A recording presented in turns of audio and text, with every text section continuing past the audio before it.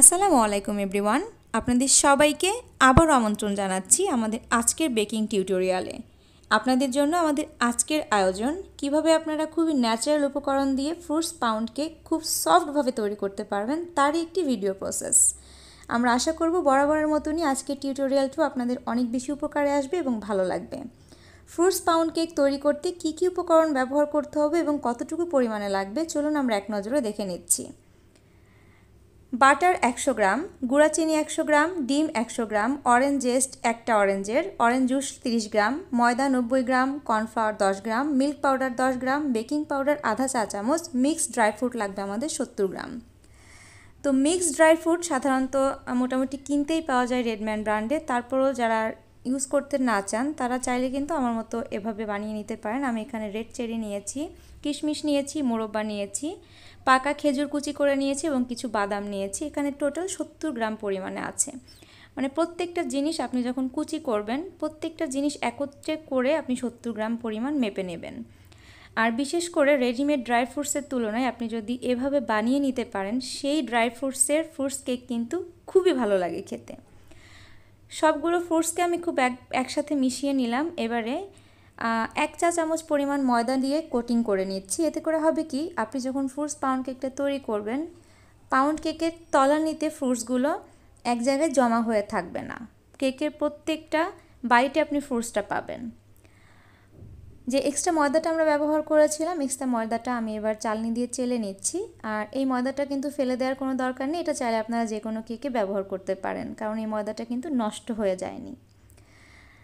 ফ্রুটসগুলোকে খুব ভালো মতো ময়দায় কোট করে আমি একটা সাইডে সরিয়ে নিচ্ছি। অপরদিকে একটি পরিষ্কার মিক্সিং বলে রুম টেম্পারেচারের বাটার নিয়ে নিচ্ছি। আচ্ছা, এখানে একটু বলি, রুম টেম্পারেচার বাটার বলতে খুব বেশি নরম বাটার কিংবা খুব বেশি শক্ত বাটার কিন্তু এখানে নেওয়া যাবে না।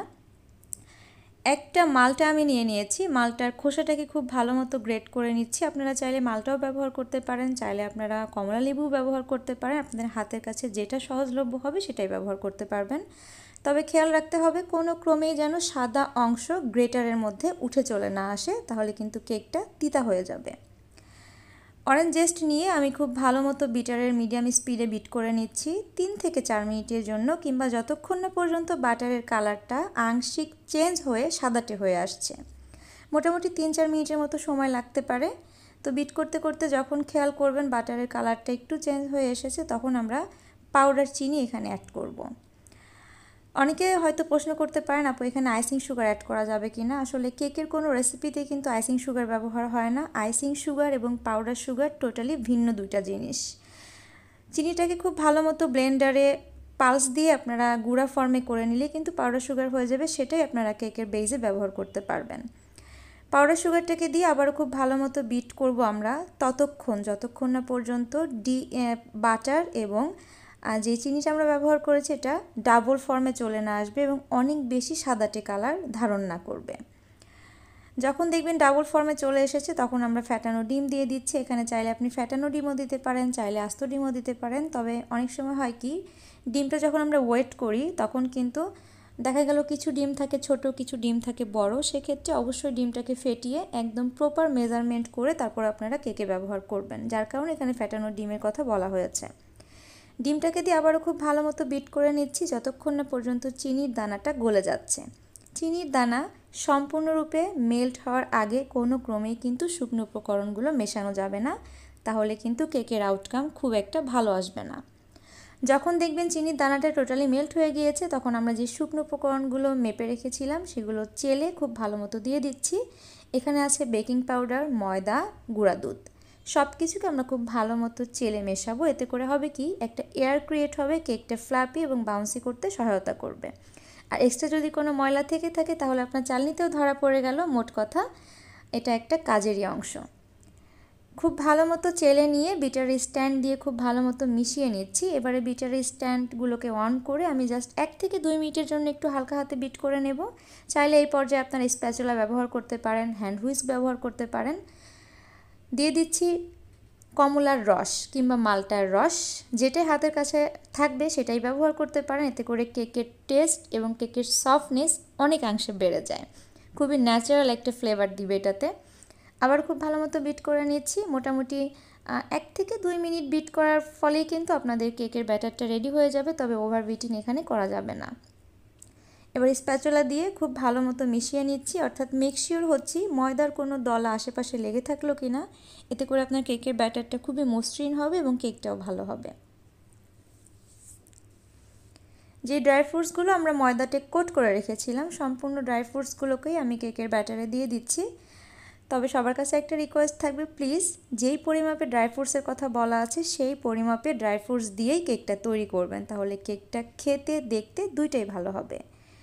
ড্রাই ফ্রুটসগুলোকে দিয়ে ব্যাটারটাকে আবার খুব ভালো মতো মিশিয়ে নিলাম। আমাদের আজকের রেসিপির জন্য মোল্ডের সাইজ হবে চওড়ার দিক থেকে 3 থেকে 3.5 ইঞ্চি এবং লম্বার দিক থেকে 6 ইঞ্চি।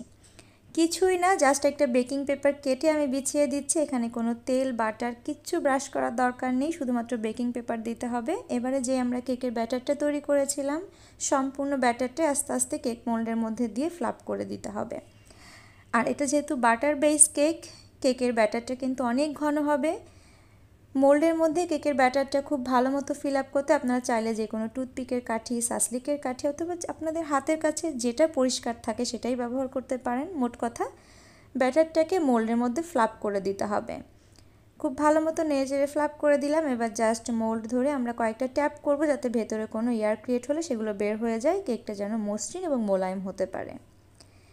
কেকের উপরে দারুণ একটা ক্র্যাক লুক আসার জন্য আমরা একটা চামচের অপরি প্রান্তে হালকা একটু তেল মেখে নিলাম, চাইলে বাটারও মেখে নেওয়া যাবে। হালকা হাতে একটু সমানভাবে টান দিয়ে নিচ্ছি, ঠিক যেমনটা আপনারা স্ক্রিনে দেখতে পাচ্ছেন। এতে করে আমরা কেকটা যখন ওভেনে বেক করব তখন কেকটার উপরে দারুণ একটা ক্র্যাকের সৃষ্টি হবে।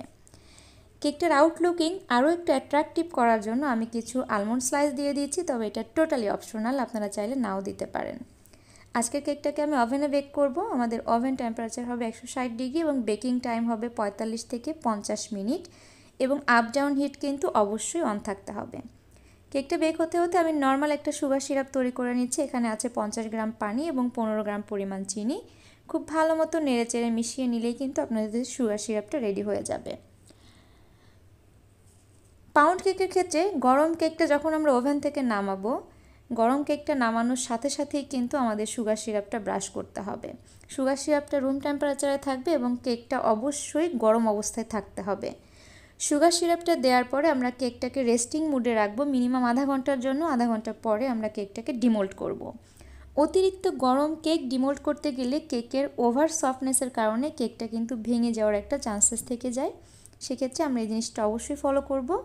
আধা ঘন্টা মতন একটু রেস্টিং টাইমে রেখে চাকু দিয়ে 4-5টা ছাড়িয়ে দেন আমরা কেকটাকে ডিমোল্ড করব।